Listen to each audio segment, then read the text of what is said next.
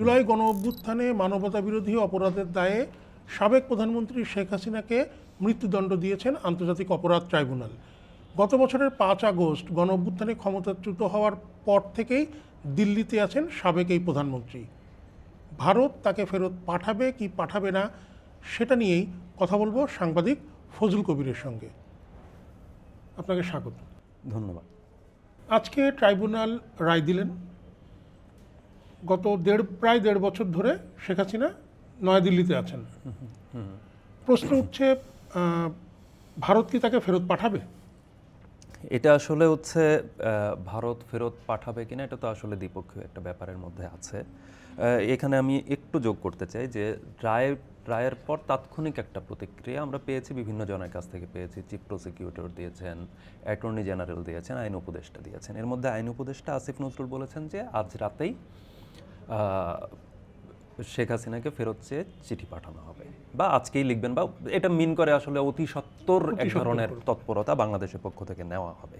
তো এই যে ফেরত চাওয়ার বিষয়টি আসলে বাংলাদেশ ভারতের কাছে কোন প্রেক্ষাপটে দাঁড়িয়ে বা কিসের ভিত্তিতে ফেরত চাইবে, এখানে বলা দরকার।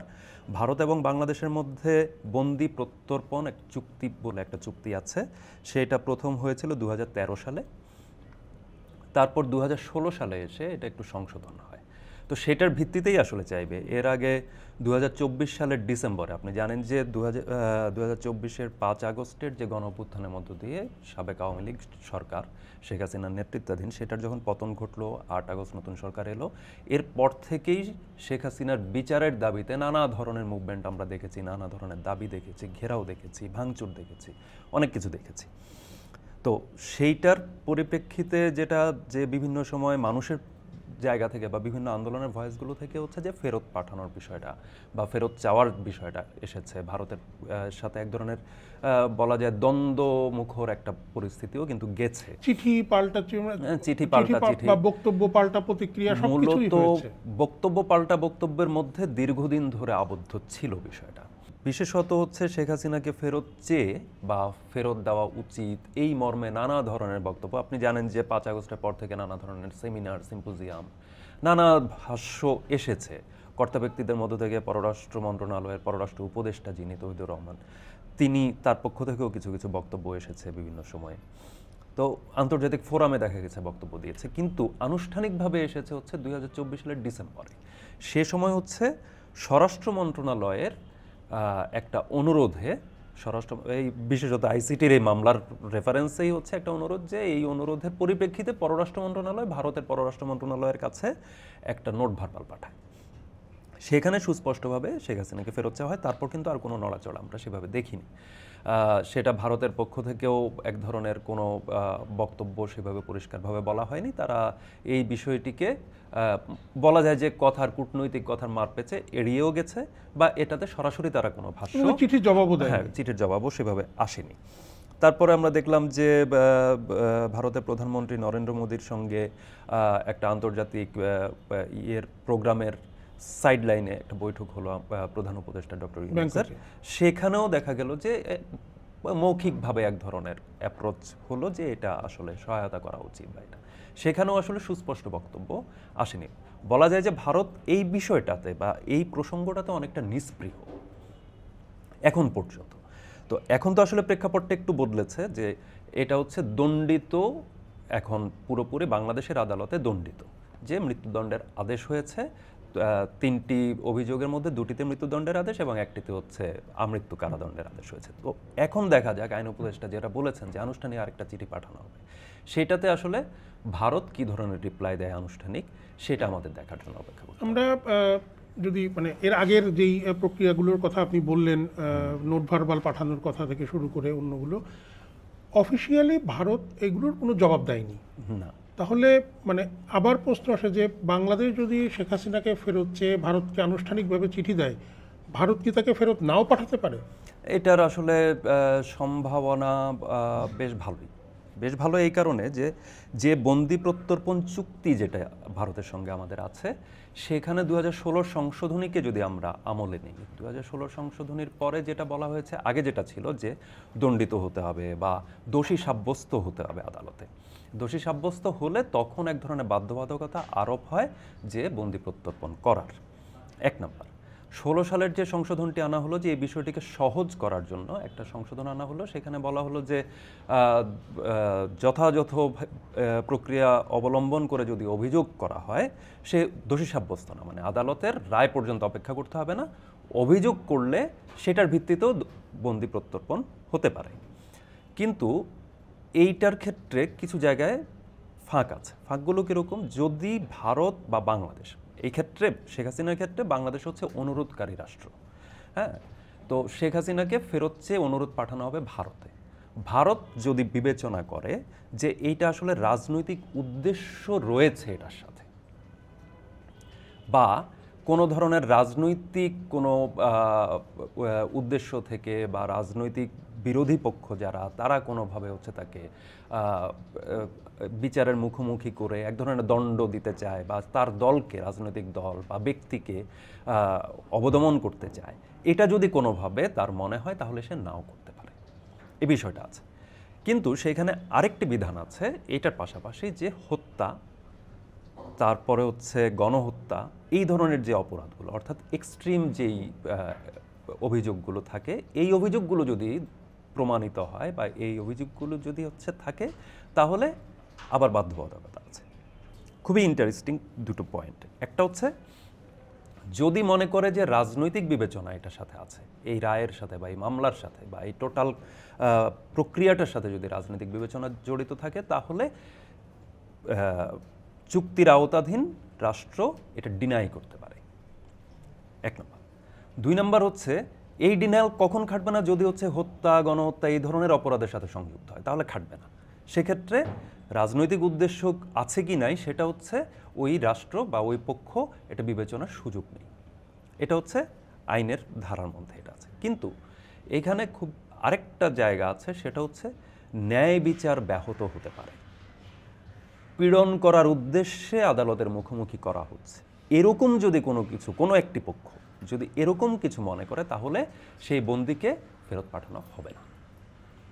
এটা একদম সুস্পষ্টভাবে যে যেটা বলা আছে যে প্রত্যর্পণ করা অন্যায্য বা নিপীড়নমূলক হবে, এইটা যদি প্রতীয়মান হয়, তাহলে প্রত্যর্পণ করা হবে না।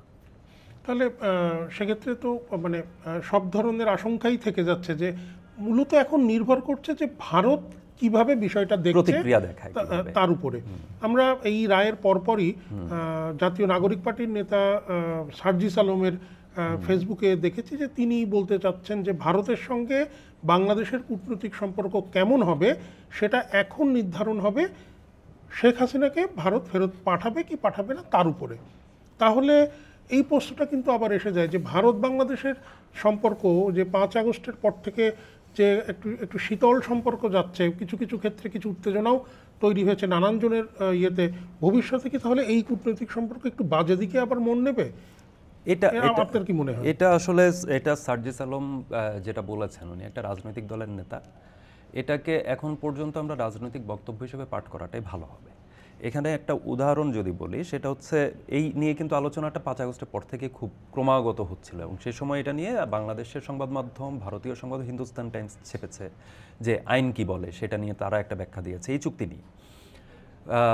বিবিসি এটা নিয়ে আলাদাভাবে একটা ব্যাখ্যামূলক কন্টেন্ট করেছে তারা সেই সময়ে। বাংলাদেশের বিভিন্ন মিডিয়াতেও কিন্তু এই বিষয়ক নানান আলোচনা এসেছে বিভিন্ন সময়। তো সেইখানে একটা খুব গুরুত্বপূর্ণ পয়েন্ট এসেছে, সেটা হচ্ছে মুম্বাই হামলা। হ্যাঁ, ভারতে যে মুম্বাই হামলাটা হয়েছিল, সেই মুম্বাই হামলার সময়টাতে যিনি অভিযুক্ত ছিলেন, হ্যাঁ, অন্যতম অভিযুক্ত তাহাউর হোসেন রানা, তিনি হচ্ছেন পাকিস্তানি বংশোদ্ভূত মার্কিন নাগরিক। এখন তাকে ফেরত চেয়ে 2008 সাল থেকে চিঠি চালাচালি করছে ভারতীয় সরকার মার্কিন সরকারের সঙ্গে। এটা 2025 সাল, প্রায় 17 বছর পার হয়ে গেছে। এই পিরিয়ডের ভেতরে আমরা তাকে ফেরত পাই। ভারত এই বক্তব্যটা দিচ্ছে যে, এবং এটা কিন্তু হচ্ছে শেখ হাসিনা প্রসঙ্গে যখন আলোচনা করছে, তখন ভারতের আইন বিশেষজ্ঞরা এই বক্তব্য দিচ্ছেন বিবিসি বাংলাকে, যে 2008 সাল থেকে আমরা এই ধরনের চিঠি চালাচালি হচ্ছে, প্রত্যর্পণ চুক্তি 1997 সাল থেকে যুক্তরাষ্ট্রের সঙ্গে আছে আমাদের, কিন্তু সেটা থাকা সত্ত্বেও আমরা এটা পাইনি। এখন যুক্তরাষ্ট্র ফেরত পাঠাবে না সেটাও বলে নাই, আবার যুক্তরাষ্ট্র বিলম্ব করছে, মানে তাকে কিন্তু অ্যাকিউজ করা যাবে না যে তুমি চুক্তি মানো নাই। হ্যাঁ, কূটনৈতিক জায়গা থেকে যদি বা হচ্ছে আইনের জায়গা থেকে যদি ধরা হয় তাহলে সে এটা কোনোভাবে অ্যাকিউজ করা যাচ্ছে না যে যুক্তরাষ্ট্র মানে সে বলতেই পারে যে আমি বিষয়টা বিবেচনা করছি। হ্যাঁ, বিবেচনা করতে আমার সময় লাগছে, আমার হয়তো 20 বছর সময় লেগে যাচ্ছে। তো এই বিষয়গুলো কিন্তু ঘটে, বা এর আগেও আমরা দেখেছি যে বাংলাদেশের, আপনার মনে থাকার কথা, চৌধুরী মঈনুদ্দিনের ক্ষেত্রে, হ্যাঁ, যে 2010 সালে যখন এই আইসিটি প্রতিষ্ঠা হলো, 1973-এর যেই আইন, সেটাকে সংশোধন বা সেটা পরিমার্জনের পরে হালনাগাদ করে যেই আদালতটি গঠিত হলো, ট্রাইব্যুনালটি গঠিত হলো, সেইখানে কিন্তু হচ্ছে এই যুদ্ধাপরাধের রায়ের বিষয়ে তিনি কিন্তু দোষী সাব্যস্ত। তাকে কিন্তু এত বছর ধরে ফেরত চাওয়ার পরও কিন্তু ফেরত পাওয়া যায়নি। তো সেটা কি তাহলে কূটনৈতিক সম্পর্ক কি তাহলে ভারতের সঙ্গে যুক্তরাষ্ট্রের বা বাংলাদেশের সঙ্গে যুক্তরাজ্যের সম্পর্কের কি অবনমন হয়েছে কিনা, সেটা আসলে মানে এটা একটা ঘটনা। একটা রাষ্ট্রের সাথে আরেকটা রাষ্ট্রের সম্পর্ক থাকে বহু ক্ষেত্র মিলিয়ে, বাণিজ্য থাকে, অর্থনীতি থাকে, নাগরিকের সাথে নাগরিকের সম্পর্ক থাকে, নানা ধরনের স্বার্থ সংশ্লিষ্ট বিষয় থাকে তাদের, আবার দ্বিপক্ষীয় অজস্র চুক্তি থাকে। বাংলাদেশ ভারতের ক্ষেত্রে যেমন হচ্ছে পানি বন্টন চুক্তিও একটা চুক্তি, খুবই গুরুত্বপূর্ণ চুক্তি, রেল নিয়ে প্রচুর চুক্তি আছে, বাণিজ্যের চুক্তি আছে, সো অনেকগুলো ক্ষেত্র কিন্তু আছে। সুতরাং এই একটি ঘটনা, এটা ওই অনেকগুলো সম্পর্কের মধ্যে একটি সম্পর্কের ক্ষেত্র। সুতরাং এই একটি সম্পর্ক যদি হচ্ছে দুই দেশের জন্য বৈরী পরিস্থিতি তৈরি করে, সেইটা আসলে হচ্ছে মানে দুই পক্ষের রাষ্ট্র আসলে ওইভাবে বিবেচনা করছে কিনা, এটা আসলে রাষ্ট্রের যারা কর্তা বা প্রশাসনের যারা থাকে বা কূটনীতিক যারা থাকেন তাদের ওপরে অনেকখানি নির্ভরশীল, যে তারা এই বিষয়টি কি প্রধান করে তুলবেন কিনা। সার্জিস আলম যেটা বলছেন যে এইটার মধ্য দিয়েই নির্ধারিত হবে ভারত বাংলাদেশ সম্পর্ক কেমন থাকবে, আমার মনে হচ্ছে যে এটা রাজনৈতিক বক্তব্য হিসেবে হয়তো ঠিক আছে, বা একটা চাপ প্রয়োগের টুল হিসেবে হয়তো ঠিক আছে, কিন্তু রাষ্ট্রের সাথে রাষ্ট্রের সম্পর্কটা আসলে এইভাবে নির্ধারিত হয় না। কিন্তু আপনি রাষ্ট্রের সঙ্গে রাষ্ট্রের সম্পর্কের কথা বললেন, আমরা যদি 5ই আগস্টের পর থেকে আজকের দিন পর্যন্ত দেখি, কূটনৈতিক পর্যায়ের বিভিন্ন আলাপে, সেটা অনানুষ্ঠানিক আলাপেও দেখা গেছে যে শেখ হাসিনাকে ফেরত দেওয়ার বিষয়টি ভারতের কাছে বাংলাদেশ উত্থাপন করেছে বলেই আমাদের পররাষ্ট্র মন্ত্রণালয়ের পক্ষ থেকে সরকারের বিভিন্ন জায়গা থেকে বলা হচ্ছে, সরকারের অনেক কর্তা ব্যক্তিরা ওটা নিয়ে কথা বলছেন, তাদের কাছে শেখ হাসিনা অনেক বড় ফ্যাক্টর, এবং সম্পর্কের ক্ষেত্রে এই ফ্যাক্টরটাকে খুব বড় করে দেখা হচ্ছে। সেক্ষেত্রে তাহলে কি বলবেন? না, সম্পর্কের ক্ষেত্রে সেটা তো ভারতের পার্সপেক্টিভ। যে আলোচনাটা যেখানে ছিল যে আসলে দুইটা রাষ্ট্রের সম্পর্ক তলানিতে যাবে কিনা, যেমন আমরা তো আসলে 5 আগস্টের পরে আমরা দেখেছি যে লং মার্চ হচ্ছে, হ্যাঁ, আমরা দেখেছি যে এক দেশের নাগরিক আরেক দেশের জাতীয় পতাকাকে হচ্ছে অবমাননা করছে, হ্যাঁ, আমরা দেখেছি যে সহকারী হাইকমিশনে হামলা হচ্ছে, হ্যাঁ, এই বিষয়গুলো কিন্তু ঘটেছে, উত্তেজনার ওই পর্যায়ে কিন্তু ঘটেছে, কিন্তু আমরা কি এখনো উভয় ক্ষেত্রেই এখনো কি এতটা উত্তেজিত কিনা, এটা একটা বিষয়। এখন যখনই হচ্ছে আন্তর্জাতিক সম্পর্কের ক্ষেত্রে বা দ্বিপক্ষীয় সম্পর্কের ক্ষেত্রে যখন বিষয়গুলো আসে, সেখানে মানে আপনি এখন যে বিশ্বায়নের যে যুগের মধ্যে আমরা বাস করি, সেইখানে দরজা বন্ধ করে তো আসলে থাকা যায় না। চীন আর যুক্তরাষ্ট্র দ্বৈরথ চলছে, বাণিজ্য যুদ্ধ আমরা বলছি, হ্যাঁ, বা এই জমানার স্নায়ুযুদ্ধ আমরা বলছি। তো এই জমানার স্নায়ুযুদ্ধের মধ্যে হুয়াওয়েকে ব্যান করা হলো, সেই ডোনাল্ড ট্রাম্প যখন 2016 সালে এলেন সেই সময় ব্যান করলেন, 5G এন্ট্রি দেবেন না, নানান কিছু হলো। তারপর আবার দেখা যাচ্ছে দুজন বসে গল্প করছেন, দুজন বসে বলছেন যে ওয়ান্ডারফুল মিটিং হলো। এখন বিষয়গুলো আসলে মানে আমরা নাগরিকের জায়গা থেকে, আমার নাগরিকের আবেগের জায়গা থেকে আমার এক ধরনের এক্সপ্রেশন থাকতে পারে, কিন্তু রাষ্ট্র তো আসলে সম্মিলিত। বাংলাদেশ যদি চিন্তা করি, ডক্টর মোহাম্মদ ইউনূসের সরকার, অন্তর্বর্তী সরকার, তিনি আসলে প্রতিনিধিত্ব করছেন তো আসলে 18 কোটি মানুষের। 18 কোটি মানুষের আবেগের প্রতিফলন ওনার মধ্য দিয়ে প্রকাশ পাচ্ছে। ওনার অ্যাক্টিভিটিস বহিরাষ্ট্র রিড করবে যে 18 কোটি মানুষের এক্সপ্রেশন হয়তো এটা। ঠিক একইভাবে ওই পাশ থেকে যখন, বা আমাদের এখান থেকে যদি পররাষ্ট্র উপদেষ্টা তৌহিদুর রহমানের কথা বলা হয়, তৌহিদ হোসেন, ওনার কথা যদি বলা হয় যে পররাষ্ট্র নীতির জায়গায় হচ্ছে আসলে এই এক্সপ্রেশনটা ওনার বক্তব্য বা ওনার অবস্থানের মধ্য দিয়ে হয়তো রিড করা হবে, হ্যাঁ, ওইদিকে হয়তো জয়শঙ্করের মধ্য দিয়ে রিড করা হবে। তো এই যে বিষয়টা, এটার ক্ষেত্রে এই যে এতগুলো পেরিফেরি আছে, আমি বললাম যেটা যে বাণিজ্য, অর্থনীতি, দ্বিপক্ষীয় নানান ধরনের চুক্তি, অজস্র চুক্তি, যেহেতু প্রতিবেশী দেশ প্রচুর চুক্তি আমাদের মধ্যে আছে। ভারত চাইলেই একটা ট্রান্সশিপমেন্টের ক্ষেত্রে একটা আমরা দেখেছি যে একটা অংশ হচ্ছে ল্যান্ড ট্রান্সশিপমেন্টটা তারা উইথড্র করেছে, সেটা নিয়ে একটা ঠান্ডা লড়াই হয়েছে। হতে পারে যে একটা সাময়িক উত্তেজনা হয়তো যাবে, কিন্তু এটা একটা সেটেলমেন্টেও পৌঁছাবে, কারণ রাষ্ট্র কখনো রাষ্ট্রের সাথে আসলে ওই মাত্রায় ঝগড়াঝাটিতে পৌঁছায় না, চাপ তৈরি হয়। আমার অভ্যন্তরীণ রাজনৈতিক কারণে আমি একটা চাপ প্রয়োগ করছি, সেখানে এনসিপি এক ধরনের চাপ তৈরি করতে পারে, বিএনপি এক ধরনের চাপ তৈরি করতে পারে, জামায়াত ইসলামী এক ধরনের চাপ তৈরি করতে পারে। প্রত্যেকটা পলিটিক্যাল পার্টি আলাদা আলাদাভাবে চাপ তৈরি করার বিভিন্ন কৌশল নিতে পারে। ঠিক একইভাবে আমরা এখানে দেখেছি বিজেপি নিতে পারে, তৃণমূল নিতে পারে, কংগ্রেস নিতে পারে, তারাও এক ধরনের চাপ প্রয়োগের নীতি নিতে পারে। কিন্তু এই চাপ প্রয়োগের ফলাফল হিসেবে রাষ্ট্রের বডিটা আসলে কি অ্যাক্ট করছে সেইটার উপরে ডিপেন্ড করবে। শেখ হাসিনাকে ফেরত পাঠানো হবে কি হবে না, সেটা আসলে এই দুই রাষ্ট্রের মধ্যে সরকারি যোগাযোগ, সে যোগাযোগের ভিত্তিতে হয়তো হবে। কিন্তু সেইখানে যেটা বললাম যে ওই লুপ হোলগুলো আছে, একটা আমরা জানি যে এই ধরনের চুক্তিতে অনেকগুলো লুপ হোল তৈরি থাকে, সেটা হচ্ছে উভয় পক্ষের জন্যই যাতে হচ্ছে তারা কিছুটা সুবিধা আদায় করে নিতে পারে, কিংবা বার্গেনিং পয়েন্ট হিসেবে থাকে। তো সেই লুপ হোলগুলো আছে, সেইটাকে দেখিয়ে ভারত এটা থেকে হচ্ছে এড়িয়েও যেতে পারে, তার সেই সুযোগ আছে। বা যে উদাহরণটা দিলাম তাহাউর হোসেন রানার ক্ষেত্রে, মুম্বাই হামলার অন্যতম অভিযুক্ত হিসেবে যিনি সাব্যস্ত, তাকে যুক্তরাষ্ট্র ভারতের এই দাবি এড়িয়ে গেছে বারবার।